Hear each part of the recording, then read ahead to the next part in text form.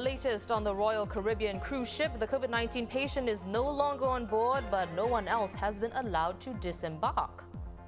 Well, they'll have to wait at least until another cruise ship completes embarking all passengers for its next sailing.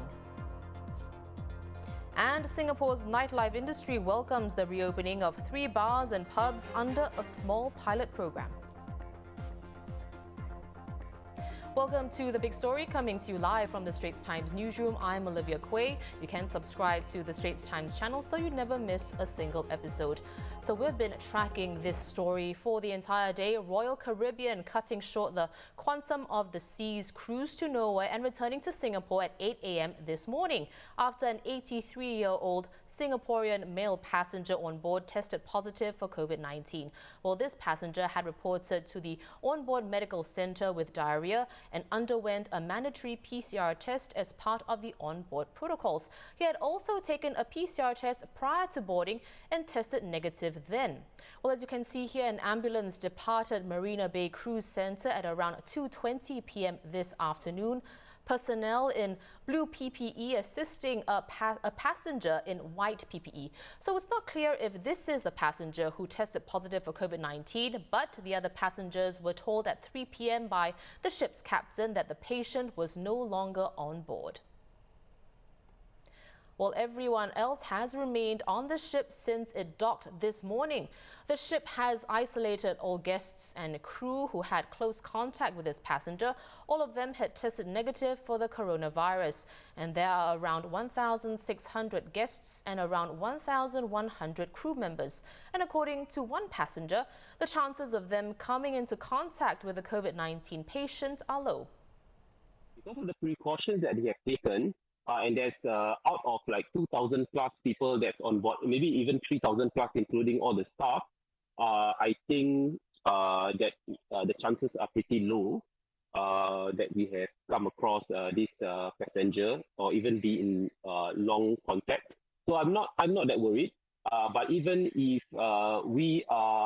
even we get disease, it's not something that we can complain because we are aware of the risks. We took the risk in consideration when we signed up for this cruise, and we didn't say that it's impossible for us to get COVID. But I'm not overly worried. I'm not worried at all, to be honest. Yeah, we're just playing it cool and just waiting for further updates.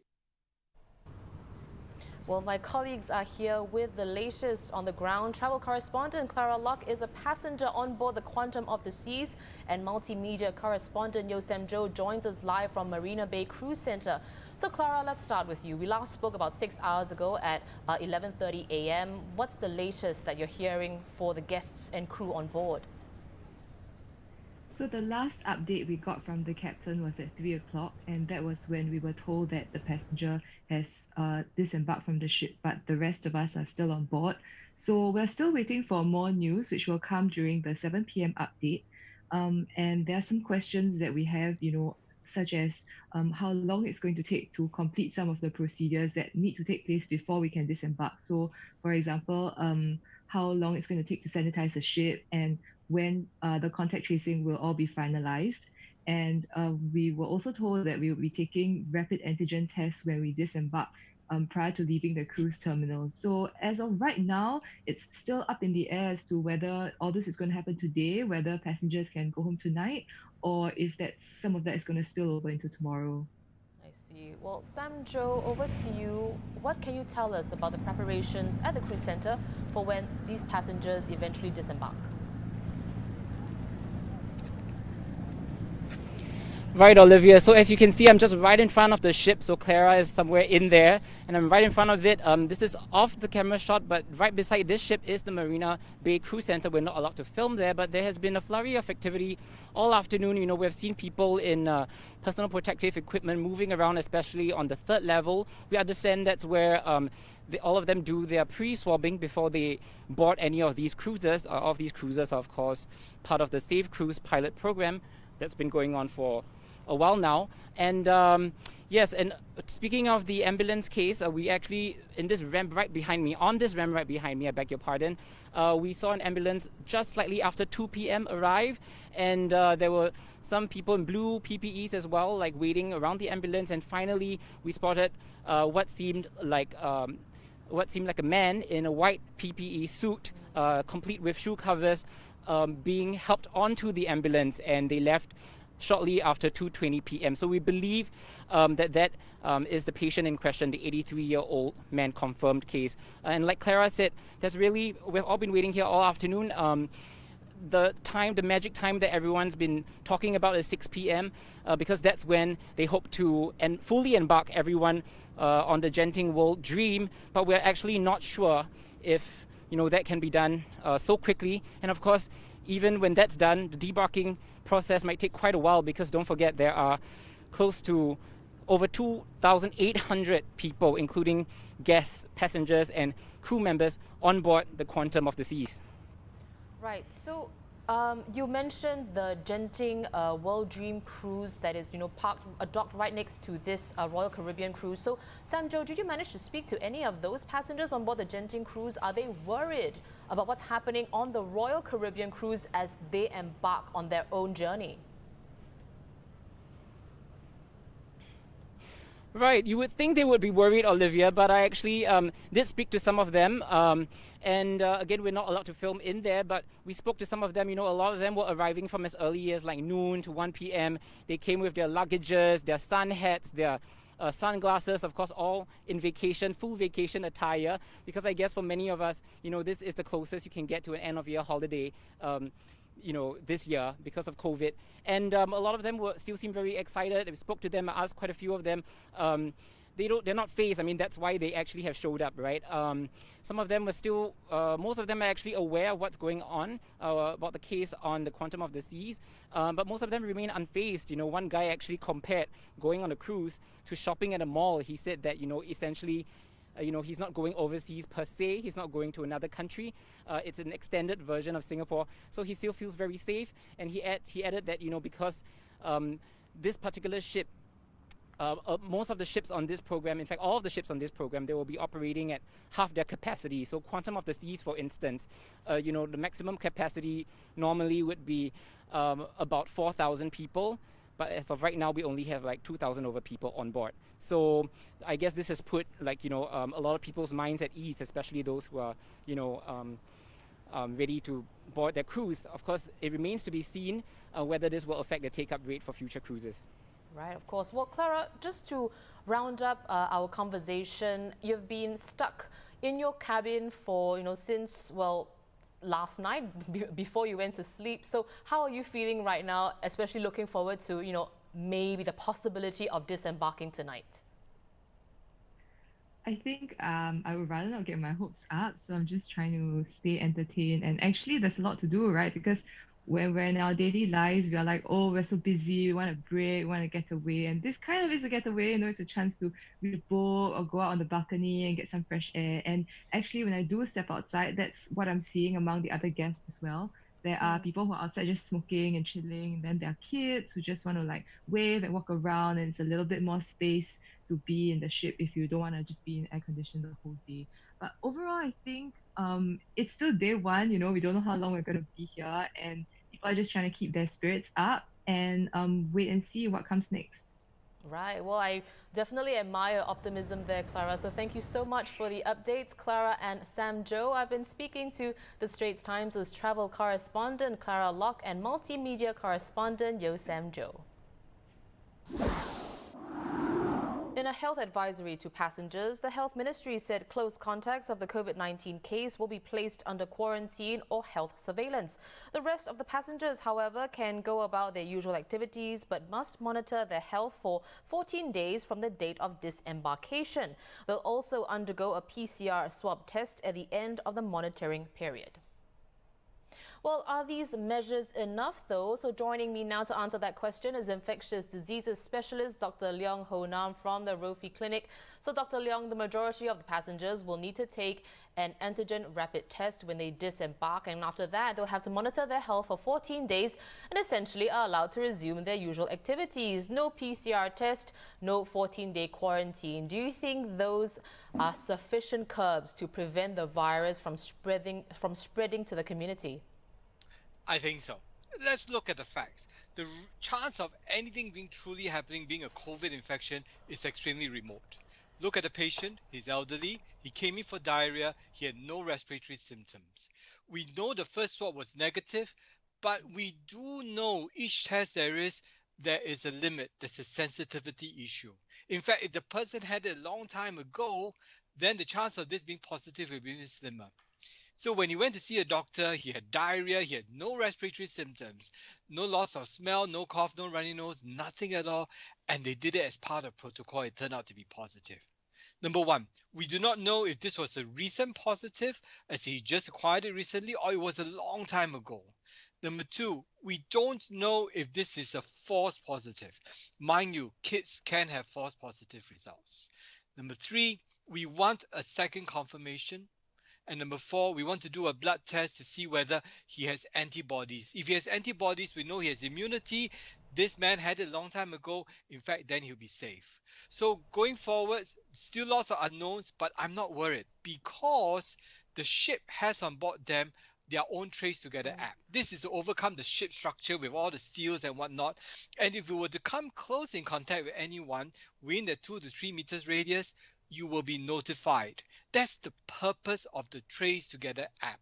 And honestly, this is being carried out to perfection on board this cruise liner. Why? Because practically everyone, 100% of them, will be wearing the wristlet, and this would actually help ensure that everyone who come in contact will be notified. This is the most important safeguard that we have not had since the beginning of the outbreak until now. Even then, we don't even have 70%. With this, we can identify those who are truly at risk and then discard those who are not at risk at all.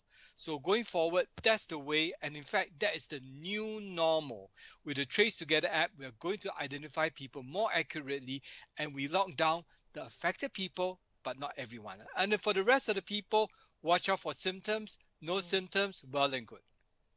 Well, Royal Caribbean said the ship was deploying enhanced sanitation on board and is scheduled to actually set sail tomorrow.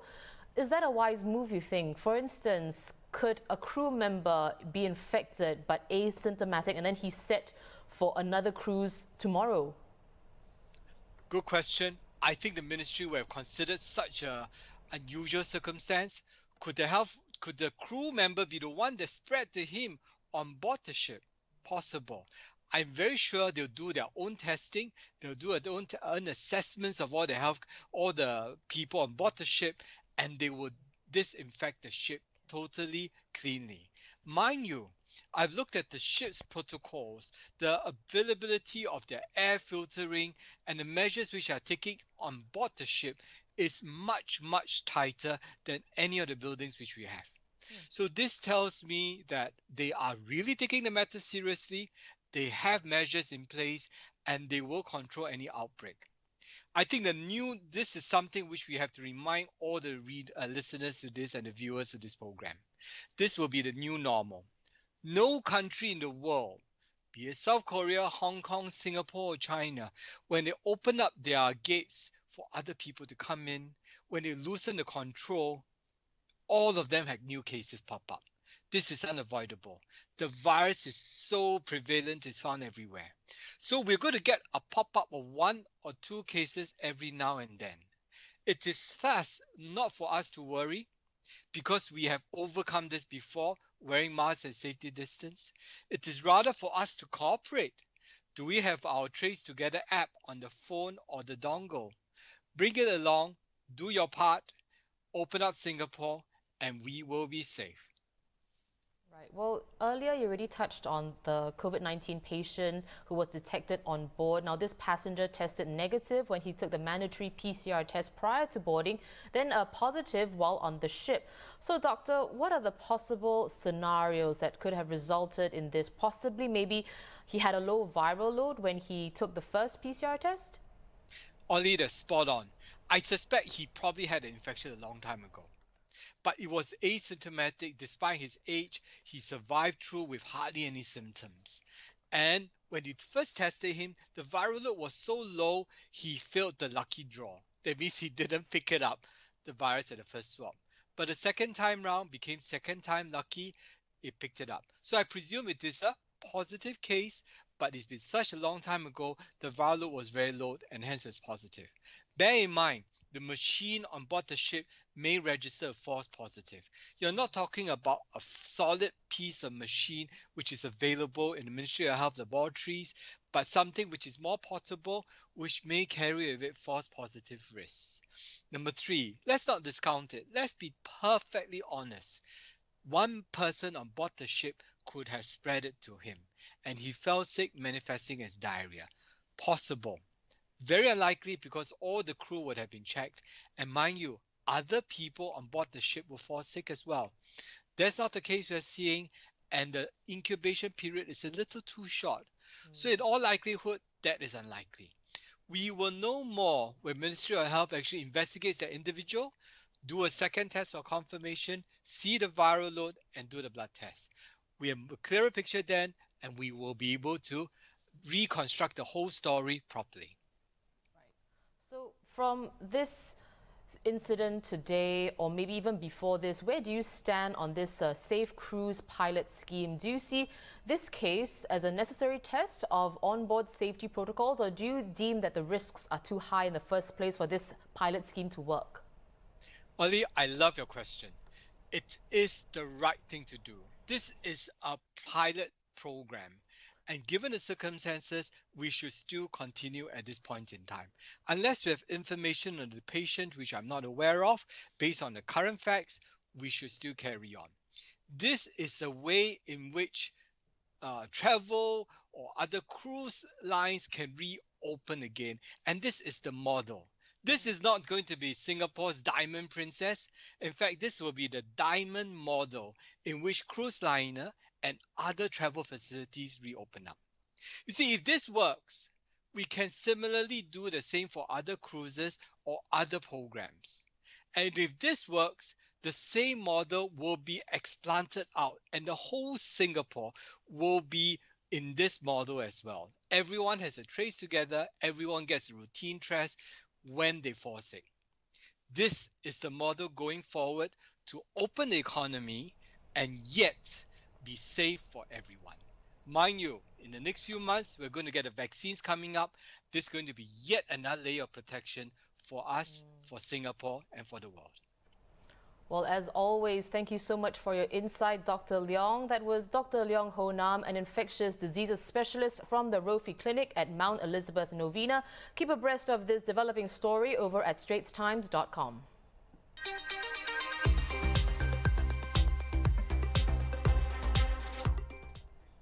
Well, the positive COVID-19 case detected on board the Royal Caribbean cruise isn't included in today's new cases. All 6 cases today were imported and on stay-home notices upon arrival in Singapore.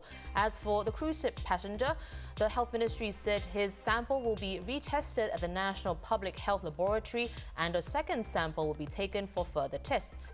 If those also come back positive for COVID-19, he will then be included as a case in the daily tally. Well, Singapore's economy looks set to grow by 5.5% next year to end our worst recession ever.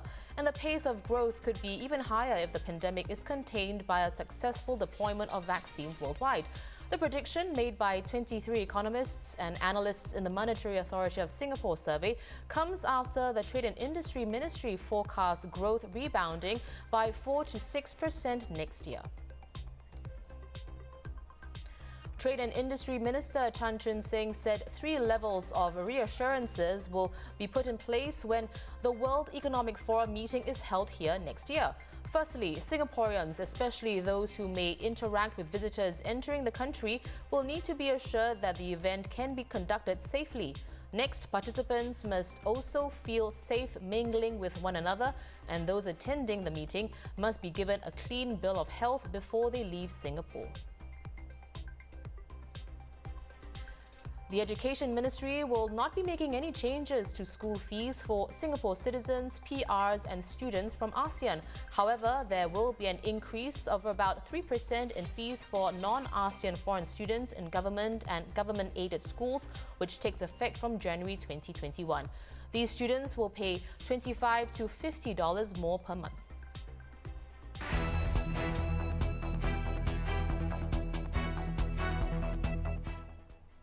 Well, in other news, 2 nightlife establishments have reopened and 1 more will join them later this week. All 3 are part of the initial wave of openings under a small-scale pilot program. Bell Bar at Cuppage Plaza opened last night. Skinny's Lounge at Boat Quay is opening today. And Bar Kiharu at Orchard Plaza plans to open its doors today as well, or tomorrow. Well, there are, of course, safe management measures in place, including existing rules like restricting groups of no more than 5 people, not allowing intermingling between tables, and no sales or consumption of alcohol past 10:30 p.m. Recorded music may be played but must not be louder than 60 decibels, the equivalent of normal conversation. Live music, radio broadcasts, TV, video and other forms of public entertainment like dancing, darts, billiards, pool or karaoke are not allowed either. Enforcement agencies will monitor the venues and take action if there are breaches. Penalties include removing an establishment from the pilot program, a fine of up to $10,000, jail for up to 6 months or both. Well, let's hear from the Vice President of the Singapore Nightlife Business Association, Nathan Thiagarajan. So, Nathan, we understand that for this pilot, your association had 2 proposals approved by the authorities from Bell Bar and Bell Kiharu. So, what factors made their cases the strongest? Well, the selection process is quite stringent in terms of the submissions that has to go into play. So basically, the floor plans were done up well to scale. There's a lot of screenings and still footages of CCTV submitted. We had to study the passageway to make sure the safe distancing, entry in and out of the bars, and also between customers. So once all those were submitted and regularized and everything checks were in play, it was good that they got the approval. Also with site inspections that followed. I see. So would you say that, moving forward, there's a lot of pressure on these bars as well as Skinny's Lounge to do well during this pilot? I think the pressure for a business is always going to be there in such difficult times, right? First of all, commercially, they have to make this viable for themselves. Now, it's not going to go back to normal straight away and it will take a while. So they themselves have a stress out there to make their business work. And at the same time, I would say yes, because the pilot program is important to continue and to be successful. We would like to see certain changes come within the next few months. One of the key things would actually be liquor license. Currently now it's at 10:30 and with less people, we would require those licenses to be extended. So I guess the pilot program does play a part as well, together with whatever else that's happening in the F&B scene, to make sure that the authorities feel comfortable and we can show responsibility in operating such businesses at night in order for extensions and more leeway to be given along the way. Right. Well, this is a small step in reopening the nightlife here in Singapore, but to what extent will this help the smaller establishments, given that, there are still limits on capacity as well as, like you mentioned, the 10:30 p.m. cutoff for alcohol sales and consumption? I think it will definitely give hope. I guess the main thing for a lot of small businesses is the pilot program is one avenue. It is not as good as the pivot program, for instance, but some places like the 2 bars that got approved and selected, it was almost impossible to get a small kitchen in there and to get dining going in there. So to open in the original format is good. So some businesses will take the pilot option, have some hope that the industry will slowly open up, have the advantage, or not the advantage, but at least have the solution to speak to their landlords that they are opening up. Can you work with me for some relief? Can you help me out?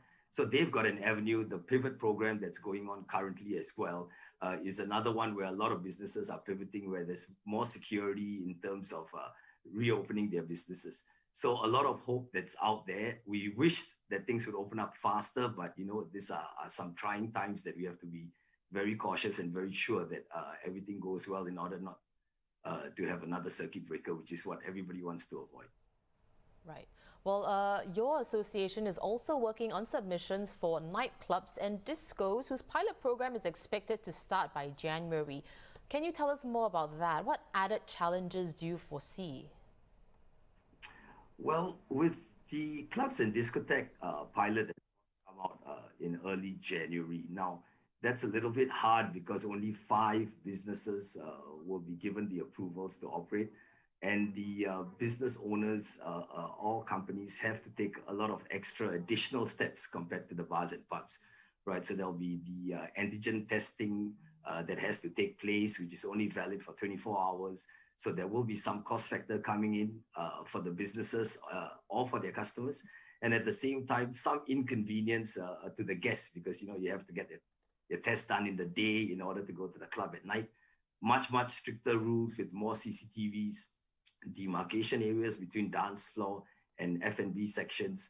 So the flow of the actual business, the planning, and also the manpower to make sure everything goes well. A lot of added steps are coming in for the clubs and discos. So those that are applying for it will have to make sure that they put in the efforts and the steps to make the pilot a success.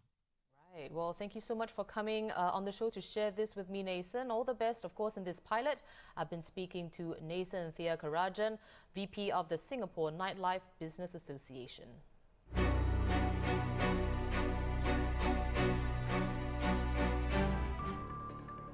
Well, let's take a quick look at the global headlines. South Korea reported 686 new coronavirus cases today, its second highest one-day increase since the pandemic began. In Seoul, the shops are empty and streets are quiet after tougher social distancing rules were imposed this week, including the closure of gyms and karaoke bars.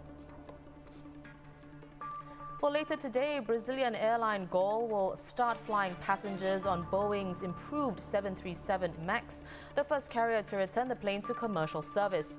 The 737 MAX was grounded in March 2019 following 2 fatal crashes. The airline said that any passengers who don't want to fly on the plane will have their tickets exchanged for flights using other aircraft. In sports, PSG's Champions League match against Istanbul Başakşehir was suspended after players walked off the pitch amid allegations of racism.